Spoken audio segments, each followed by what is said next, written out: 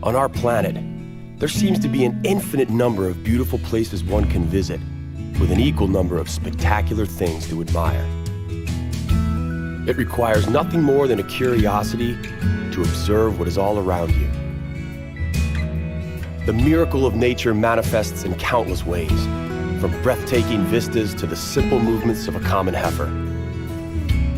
The purpose of this program is to present you with the extraordinary diversity of our miraculous blue planet so that you can discover these things for yourself.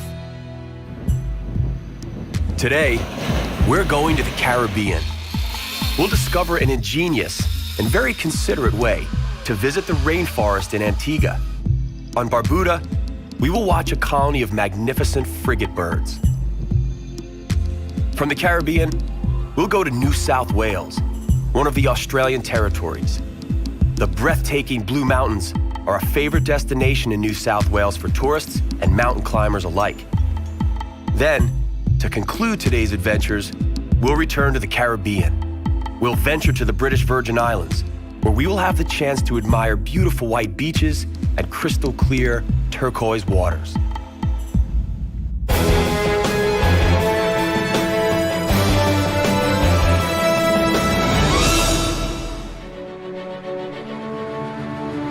Antigua lies where the Caribbean meets the Atlantic Ocean. Anthropologists believe that this island was inhabited as early as the Stone Age. However, it was only discovered by the Europeans when Christopher Columbus made his second sail in 1493. Having endured a short-lived dispute between the French, English, and Spanish, Antigua became a part of the British Empire in 1657. In 1967, the island became autonomous as an annexed state of Great Britain. Then, in 1981, it declared independence under the names Antigua and Barbuda. Immediately what comes to mind when we say Caribbean is hot sun, white sand beaches, and of course, music, and in particular, the sizzling Caribbean beat of calypso. Oh, skin girls, stay home and mind you, baby. The bays and lagoons lining the coast are ideal for fishing. I'm going away on a fishing boat, never to come back. Antigua gets ready for bed beneath a fairy tale sunset. The Antiguan tropical climate doesn't consist of scorching heat all year round. In the rainy season, Antigua is lashed by torrential rains. The rain ensures sufficient moisture necessary to nurture one of Antigua's main attractions, the tropical rainforest reservation and its indigenous vegetation. To protect this unique ecosystem, it is forbidden for humans to set foot inside the rainforest. Despite this strictly enforced rule, the Antiguans were pretty resourceful in devising a clever means to make this attraction accessible. In the high crowns of the ancient trees, there hangs a system of ropes and hanging bridges from which the visitors can move, using their own weight and strength. Everything is done under the watchful eye of local instructors. Traversing on ropes may appear risky, but the instructors are there to ensure the safety of their tourist clients. And so tourists bored with idling on the beach and bathing in clear waters may embark on this unusual adventure. Up here, they can marvel at the beauty of Antiguan nature while not interfering with it. And a lot of people come here and all they're expecting to see is the seaside and the sand and the sea. So there was an opening to do something completely different. So we thought we'd do something that was eco-friendly, so we'd introduce people to other aspects of Antigua and just give another string to the bow of the 365 beaches.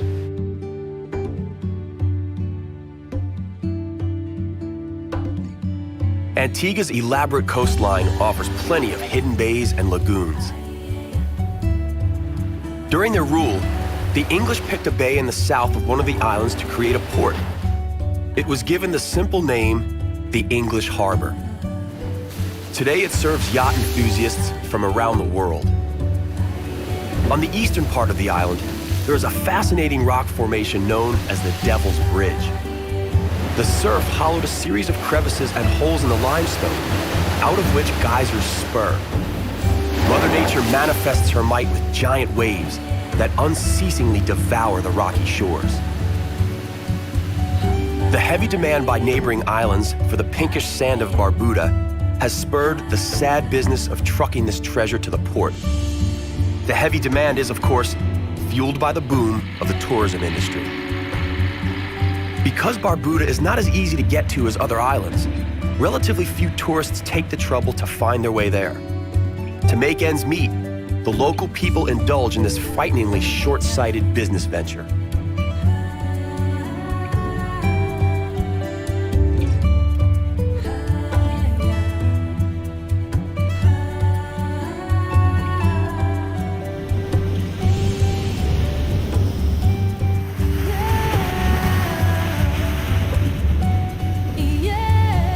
The beaches here are as lovely and unspoiled as you would find on any of the neighboring islands. But in this case, they have the added feature of being secluded and thus deserted, making them ideal for those who truly want to get away from it all.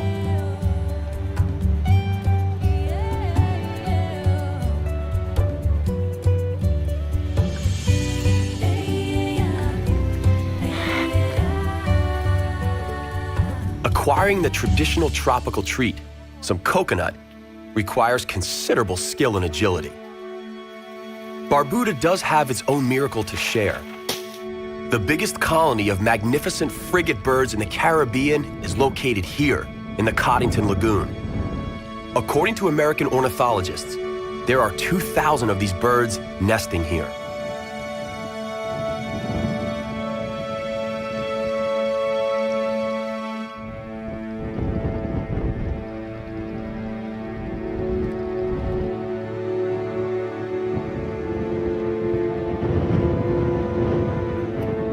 The birds sport a crimson lobe sac on their necks, which somehow resembles a heart.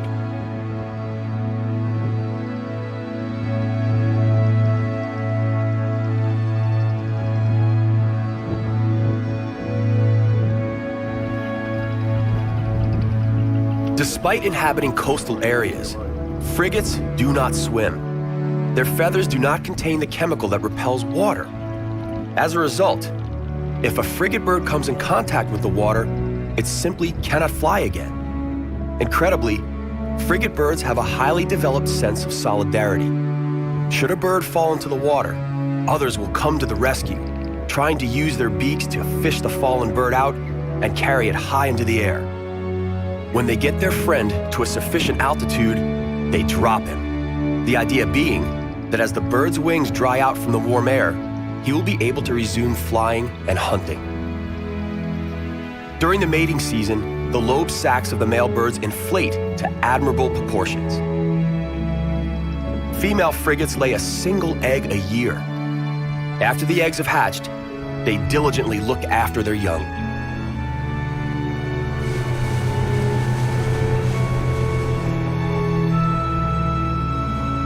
Frigate birds make their home in the mangroves.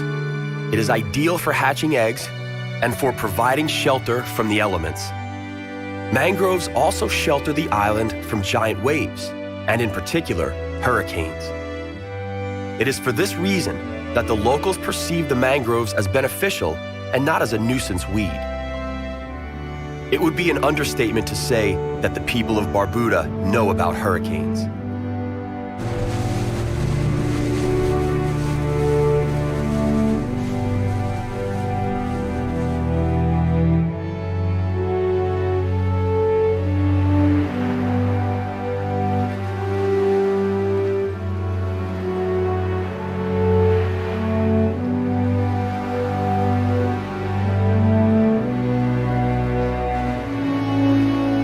And so we must bid farewell to the islands of Antigua and Barbuda.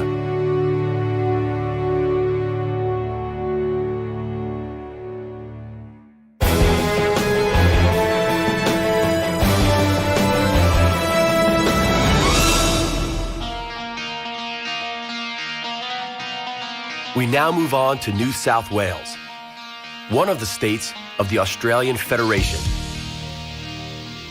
Is there anyone who does not know the two most familiar of all Australian animals? One, of course, is the koala bear. This one seems to be lazily dozing on a eucalyptus bough. The second, and equally as infamous, is the kangaroo. They are so dear to the Australian people, they are included as part of the Australian national emblem. They mostly inhabit an area known as the heart of the country.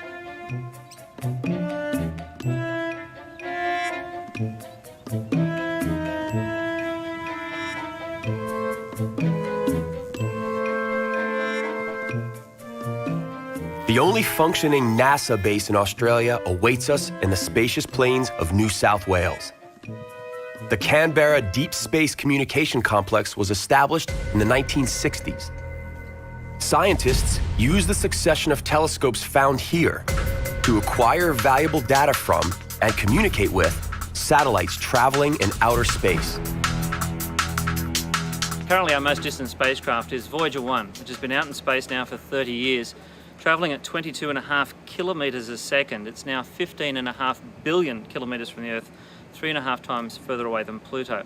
The signals come back to us at the speed of light, taking 14.5 hours to reach our planet, and the signal we reach through our big antennas here is 20 billion times weaker than the power of a watch battery. So it's literally a whisper from deep space. In the 1960s, the CDS-CC satellites assisted communications between NASA and the Apollo lunar module.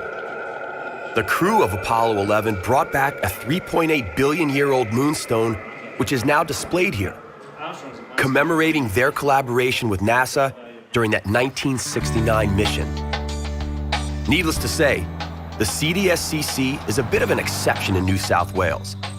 The majority of the land area is used for agricultural purposes.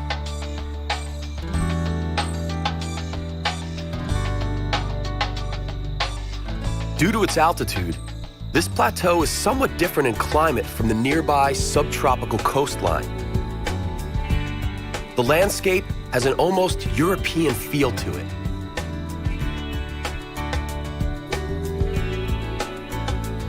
Australian agriculture has a long tradition of raising cattle and sheep.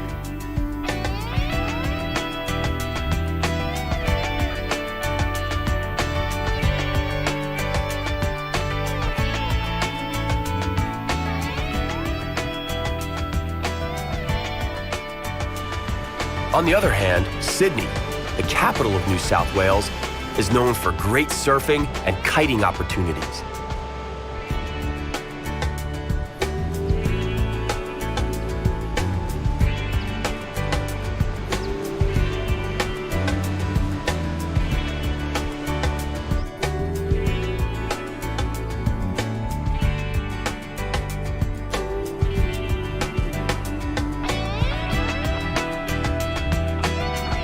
The New South Wales coastline is adjacent to the Tasman Sea. Seabirds of all kinds thrive here.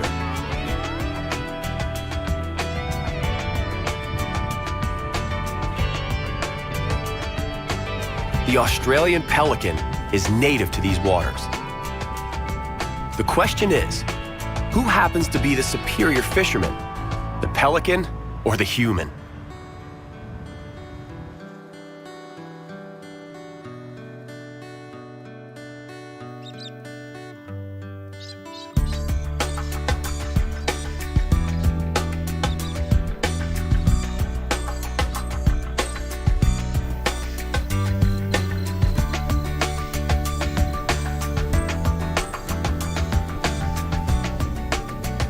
Due to its mild summers, the climate in New South Wales is ideal for the cultivation of wine. Since other parts of Australia have high temperatures during the summer, grapes from other parts of the country suffer from high sugar content and are only used for making dessert wines. The wine from the Hunter Valley region of New South Wales is superb. Wine has been cultivated here since 1858, when an Englishman, Edward Tyrrell, planted the very first vineyard here. It has become a time-honored tradition in the last century and a half.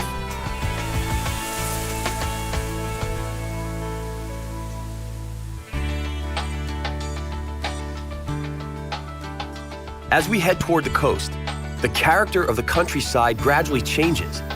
The countryside becomes more mountainous as we near the foothills of the Blue Mountains.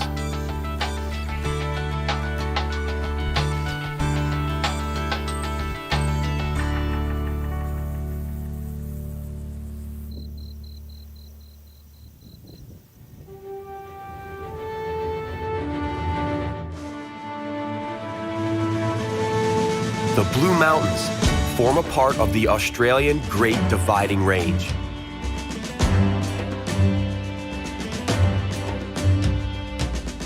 The bluish haze that rises from millions of eucalyptus trees, tinting the surrounding sky and mountain ridges, also provided the logical name for these mountains. During the early days of colonization, the Blue Mountains represented an insurmountable barrier to westward progress. The first pioneers followed river valleys, but their efforts were always brought to an abrupt halt by vertical rock faces. The mountain massifs had to first be conquered in order for the plains of New South Wales to be made accessible for settlement.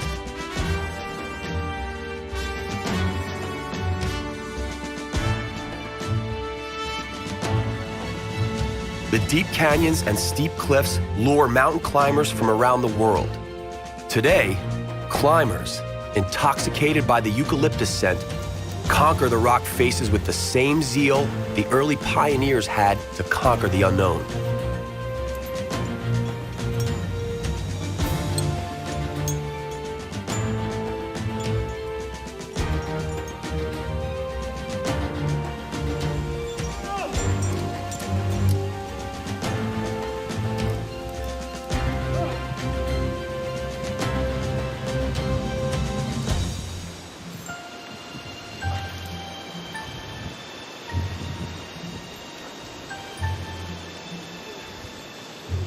The local technological wonder is the zigzag railway.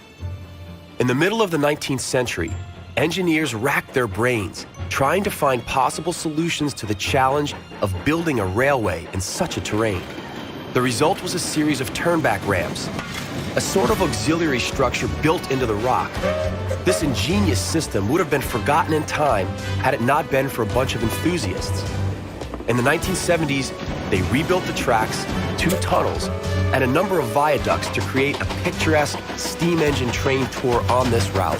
Such a steep ascent may be viewed as a metaphor for the development of the whole Australian society. Don't forget, Australia started out as a British penal colony before evolving into a warm and welcoming sovereign state. But now, it's time for us to return to the Caribbean.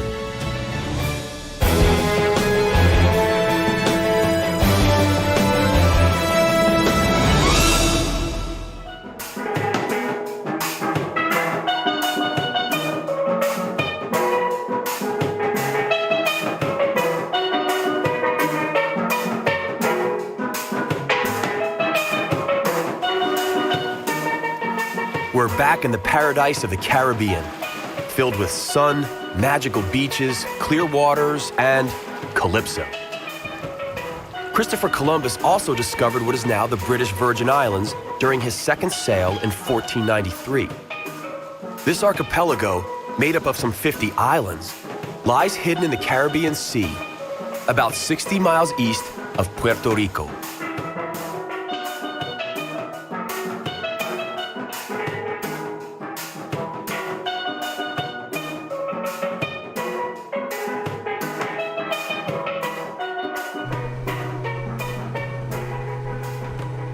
This stunning place was inhabited by a South American tribe of Indians called the Arawak as early as the year 100 AD. In the 15th century, the Arawak tribe was driven out by the more aggressive Carib tribe. Subsequently, in the 16th and 17th centuries, the Dutch, French, Spanish, Danish, and British all fought for influence throughout the area.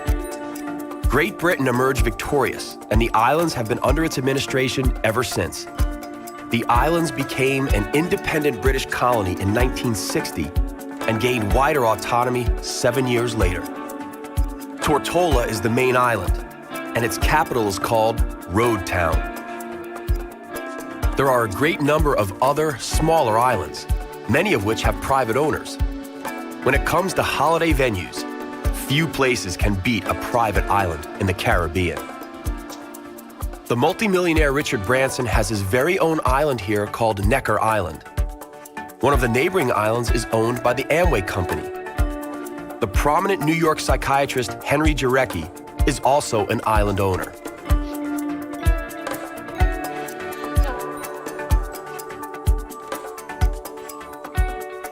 Hundreds of thousands of tourists flock to the British Virgin Islands, or BVI, each year in search of the perfect holiday. As a result, the BVI are among the most thriving regions of the Caribbean.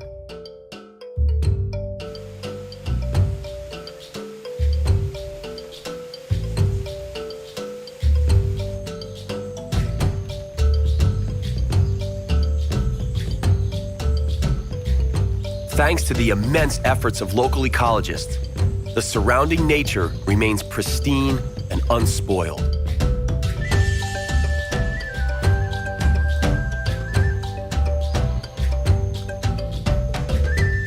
A variety of tropical crops thrive in the rich soil.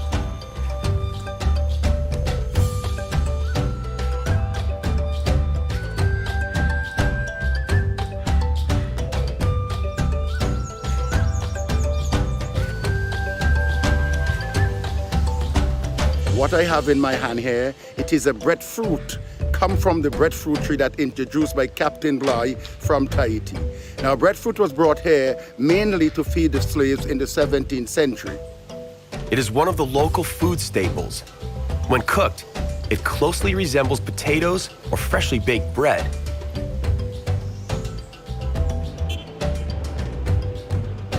The most popular sport here, as in Antigua, is cricket, a true British export.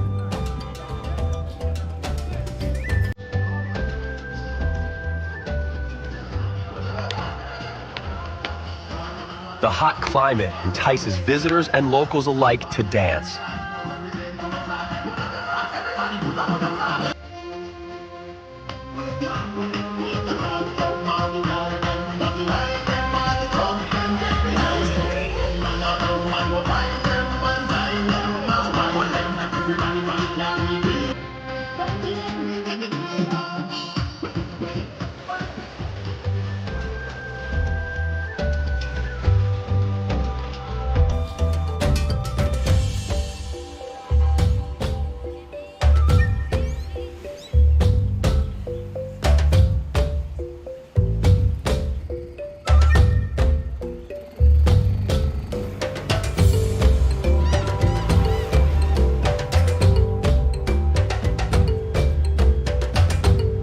Most travelers are attracted to the BVI by steady winds promising ideal sailing conditions. Here, you can see yachts of all imaginable shapes, sizes, and colors.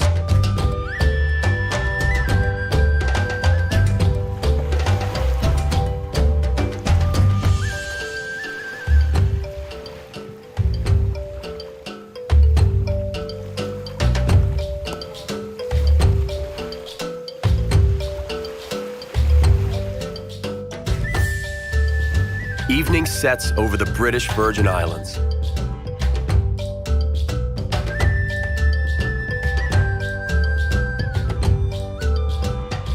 The weather isn't permanently sunny and peaceful.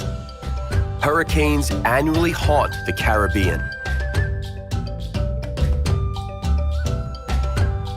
Since the wind seems to be picking up, we'll bid farewell to the islands, just to be on the safe side.